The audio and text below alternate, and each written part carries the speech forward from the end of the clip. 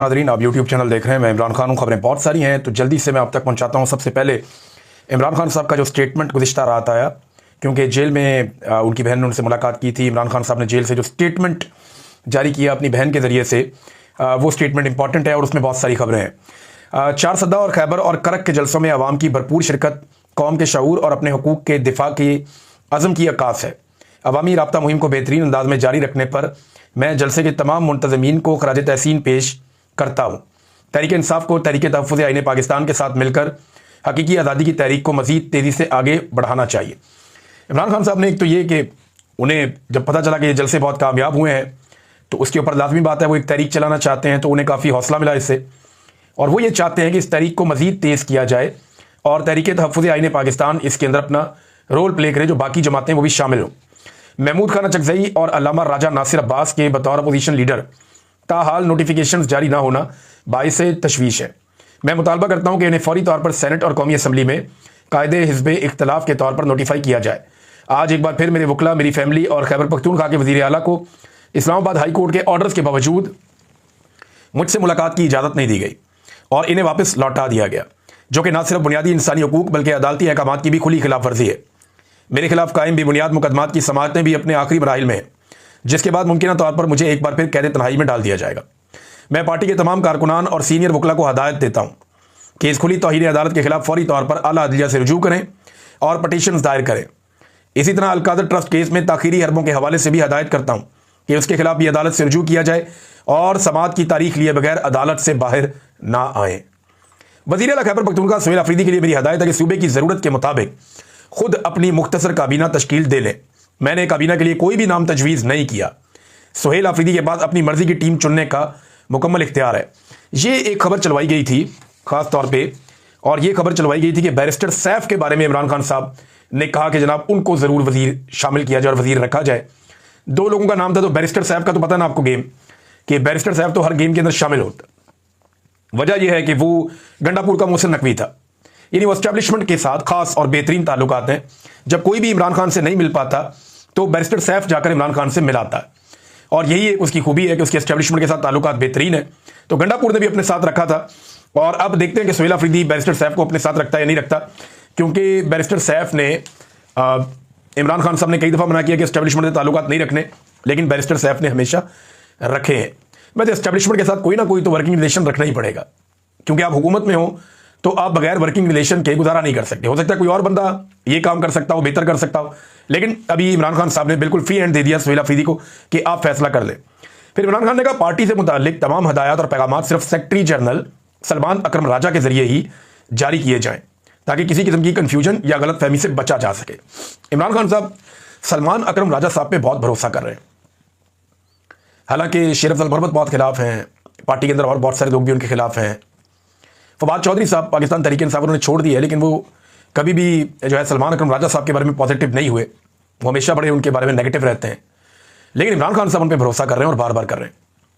आखिर में इमरान खान ने कहा कि मैं वादे करना चाहता हूं कि अहमद चट्ठा और बिलाल एजाज मेरे पुराने और वफादार साथी हैं। ये मेरे साथ खड़े रहे हैं और इन्होंने बहुत कुर्बानियां दी हैं।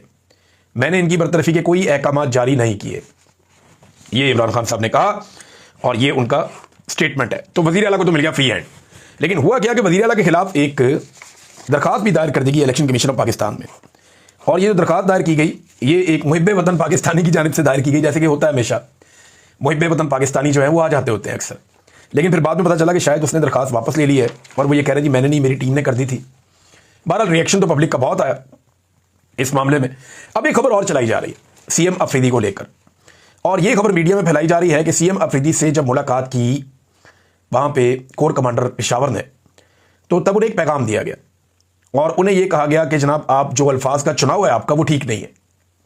इदारों के हवाले से या फौजी अफसरान के हवाले से जब आप बात करते हैं तो ये आपके अल्फाज का चुनाव अच्छा नहीं है पब्लिक स्पीचेस में। तो जिस पे बाद में अब ये भी खबर चलाई गई कि सोर्सेज ने बताया कि सुहेल अफरीदी ने जनाब के प्रॉमिस किया कि या वादा किया कि आइंदा वो मोहतात रहेंगे। अच्छा, ये खबर चलवाई जा रही है। मुलाकात कब हुई थी? मुलाकात हुई थी जुम्मे को। एतवार को जो सुहेल अफरीदी ने एक तकरीर की है उसमें DGISPR का नाम लेकर तनकीद की और यह कहा कि उन्होंने घटिया जुबान इस्तेमाल की यहां पेशावर आकर मेरे बारे में। तो ये तो खबर आपकी चलने से पहले बाउंस हो गई। यानी मीडिया के सोर्सेज को ये खबर भिजवाई गई कि जनाब आपने ये खबर चलानी है और जरा ऐसे करके आपने चलानी है कि सोहेल अफरीदी को हमने दबा दिया था उस मीटिंग में जिसमें कोर कमांडर ने जाकर सोहेल अफरीदी से मुलाकात की थी और उसने वादा कर दिया था कि आइंदा वो तनकीद नहीं करेगा। लेकिन फिर इतवार वाले दिन आपने देखा, अगर तो वादा किया होता सोहेल अफरीदी ने, तो बच्चा तो नहीं है, एक सूबे का वजीर आला है, उसने आकर पहले से ज्यादा तनकीद की है। बहरहाल अब पछताया क्या, जब चिड़ियां चुग गई खेत, दिमाग से काम लेना चाहिए और सोच समझ के हर चाल चलनी चाहिए। ये सोशल मीडिया का वो दौर है, डिजिटल मीडिया का, जहां पे लोग छोटी सी चीज निकालकर सामने रख देते हैं। नाज़रीन, सोहेल अफरीदी के वजीर आला नामजद होने के दिन से लेकर अब तक सबसे ज्यादा जिस बंदे को एजेंसियां तलाश कर रही हैं ना, वो मुराद सईद है। क्योंकि उन्हें इस बात का आइडिया कि मुराद सईद इमरान खान का वो साथी है जो किसी भी हद तक जाएगा, किसी भी हद तक जाएगा। पॉलिटिकल लोग होते हैं ना, हर एक की लिमिट होती है, कोई इस लिमिट तक जाता है, कोई इस लिमिट तक जाता है, कोई इस लिमिट तक जाता है। यानी असद कैसर साहब इमरान खान साहब के वफादार साथी, लेकिन जब वहां पे एक रूलिंग देनी थी कौमी असेंबली में इमरान खान साहब के दौरे हुकूमत में, तो वो कासिम सूरी ने आकर दी थी। तो हर एक का अपना अपना लेवल होता है। एक वक्त आया इमरान खान साहब के बहुत सारे साथियों की बस हो गई, छोड़कर चले गए, बहुत सारे उनके साथ खड़े रहे। गंडापुर इमरान खान साहब का वफादार साथी है, लेकिन उसकी एक लिमिट है ना, उस लिमिट से आगे नहीं बढ़ पाया वो। हाँ, लेकिन गंडापुर से गलती ये हुई कि वो बात कोई और करता था, काम कोई और करता था। वो जब कॉलो फेल में तजाद आ जाए तो फिर पब्लिक नहीं छोड़ती, जब उन्हें समझ आ जाए तो। अब मुराद सईद जो है वो टारगेट है सबसे बड़ा, टारगेट नंबर 1, इसको पकड़ो, गिरफ्तार करो। तो एजेंसियों को टास्क मिला हुआ है और दबाव बहुत बढ़ गया है कि मुराद सईद को पकड़ो। अभी सवात के एक होटल के अंदर दर्जनों बंदों ने छापा मारा हफ्ते की रात को, और बड़ा शदीद छापा मारा। यानी हफ्ते की रात तो नहीं, हफ्ते की सुबह बन रही थी, जुमे की रात लेट नाइट था, तो वहां पे छापा मारा, बड़ी कोशिश की। दर्जनों बंदे थे सादा कपड़ों में, वहां काफी धक्कम पेल भी हुई, दरवाजे खुलवा के जनाब धक्के दे दूं कि उन्होंने चेक किया। किसी ने उन्हें कह दिया कि होटल के अंदर मुराद सईद है, कि मुराद सईद किसी होटल के अंदर ठहरेगा। अभी तक रियासत उन्हें पकड़ नहीं सकी, लेकिन मुराद सईद से इनको प्रॉब्लम बहुत ज्यादा है और उन्हें यह लगता है कि इमरान खान साहब का इतना वफादार आदमी जब तक बाहर रहेगा तब तक सोहेल अफरीदी के ऊपर भी बहुत दबाव बना रहेगा और मुराद सईद सोहेल अफरीदी को चलाएगा। ये एजेंसियों के दिमाग में चल रहा है कि अगर मुराद सईद अब काबू आ गया तो चीजें काबू करना आसान हो जाएगा। और ये बात कुछ लोगों ने बताई भी है इंटेलिजेंस एजेंसियों को, और ये बात एस्टेब्लिशमेंट तक पहुंचाई गई है बाकायदा कि सोहेल अफरीदी के बारे में याद रखना, ये वही करेगा जो मुराद सईद और इमरान खान चाहेंगे, और ये मुराद सईद का बड़ा बावफा और पुराना साथी है, दोस्त है, तो ये उससे बाहर नहीं निकलेगा। लिहाजा मुराद सईद को पकड़ने की कोशिश की जा रही है। अब छापे वापे एक दो और भी रिपोर्ट हुए, लेकिन ये एक बड़ा छापा था, मैंने आपको बताया। वो 40-50 बंदे घुस गए होटल के अंदर, जाके वहां पे हर चीज ऊपर नीचे कर दी, लेकिन मुराद सईद को ढूंढ नहीं पाए वहां पे भी ये लोग। अब नाज़रीन, सोहेल अफरीदी साहब की इमरान खान साहब से मुलाकात कैसे होगी? मेरी कुछ सोर्सेज से बात हुई है और जो मेरे पास इत्तला है वो ये है कि मुमकिन है कि आने वाले चंद दिनों में उनकी इमरान खान साहब से मुलाकात हो जाए। वो एक मुख्तसर काबीना बना लेंगे, उसके बाद उनकी इमरान खान साहब से मुलाकात होगी। क्योंकि देखिए, एस्टेब्लिशमेंट अगर इमरान खान साहब से मिलवाती है तो खाली गवर्नेंस के इश्यूज तो नहीं है, दहशतगर्दी के खिलाफ लड़ाई का एक बड़ा अहम मामला है, ड्रोन हमलों का एक बड़ा अहम मामला है। तो जब तक ये अपने लीडर से जाकर नहीं मिलेंगे और ग्राउंड रियलिटी उनके सामने रख के उनके साथ बातचीत नहीं करेंगे, तब तक मामला आगे बढ़ेगा नहीं।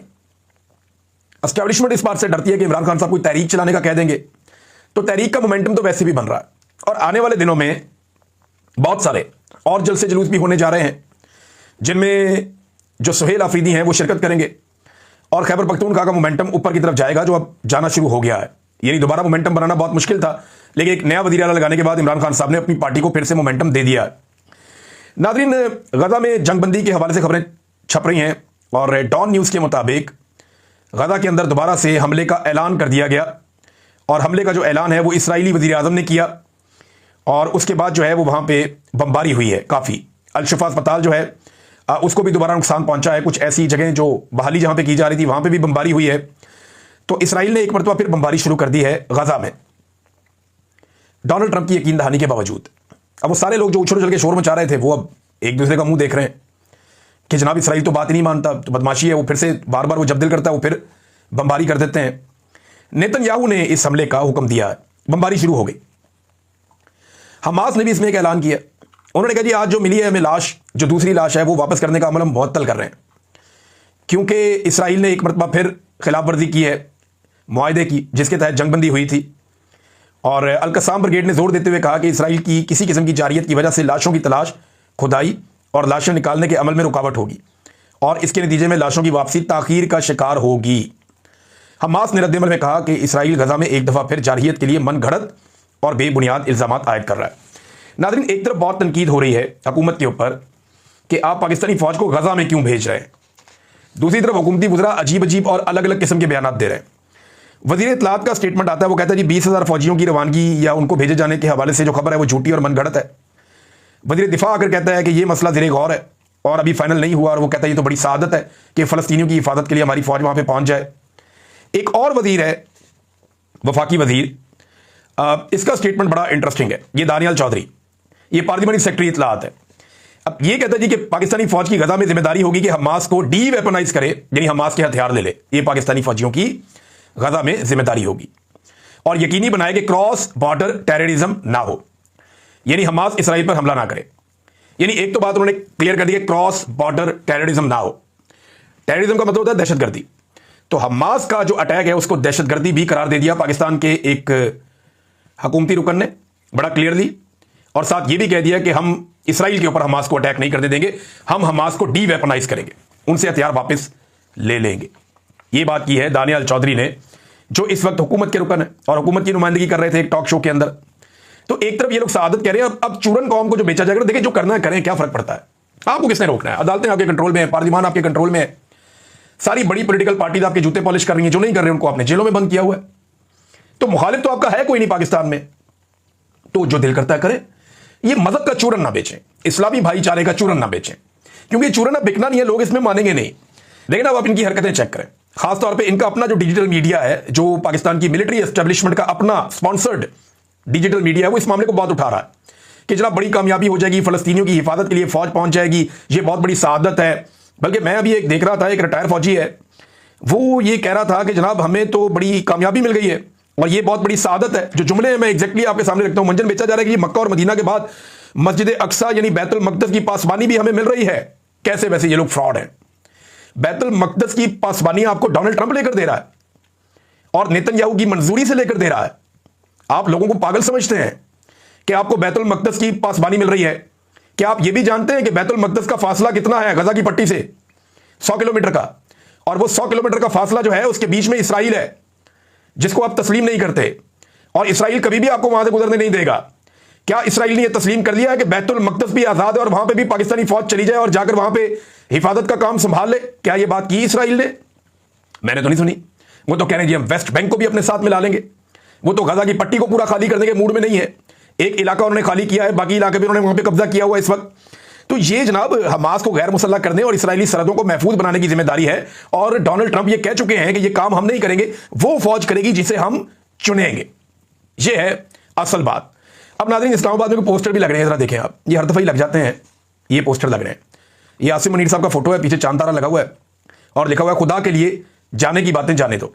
ये पोस्टर बाजवा के लिए भी लगते रहे, ये पोस्टर राहिल शरीफ के लिए भी लगते रहे, ये पोस्टर उससे पहले जो जर्नैल थे उनके लिए भी लगते रहे। लेकिन यानी ये ऐसे शो करते हैं जैसे कि खुदा ना खास्ता ये बंदा चला गया तो पाकिस्तान का बेड़ा कितना ही चलेगा यार, क्या फर्क पड़ता है। ज़ियाउल हक का तैयारा हवा में फट गया, पाकिस्तान को कुछ हुआ? कुछ भी नहीं हुआ। ये जो डिक्टेटर्स है ना, ये रहते हैं तो पाकिस्तान का नुकसान होता है, ये चले जाते हैं तो पाकिस्तान का नुकसान नहीं होता। पाकिस्तान बल्कि एक कदम और आगे बढ़ जाता है। पाकिस्तान में जमहूरियत आ जाती है, डेमोक्रेसी आ जाती है, पाकिस्तान और बेहतर हो जाता है। अब ये खुदा के लिए जान, ये जो मूव ऑन पाकिस्तान को तहरीक है, अपना नाम वाम भी किसी ने नहीं लिखा, और मूव ऑन पाकिस्तान नीचे कोई नंबर दिए हुए हैं। इनको तो लितरॉल करनी चाहिए, इन लोगों की पकड़ के इनकी अच्छी खासी चितरॉल करनी चाहिए कि तुम भाई हर थोड़े अरसे बाद जो जर्नैल रिटायर होने लगता है तुम पकड़ के उसको खुदा बना लेते हो कि जाने की बातें जाने दो। ये क्या बात हुई, जाने की बातें जाने दो? भाई नीचे से जो आएंगे वो भी जर्नैल है ना, जो नीचे से आएंगे बाकी वो भी इसी पाक फौज के और इसी मुल्क के सपूत हैं।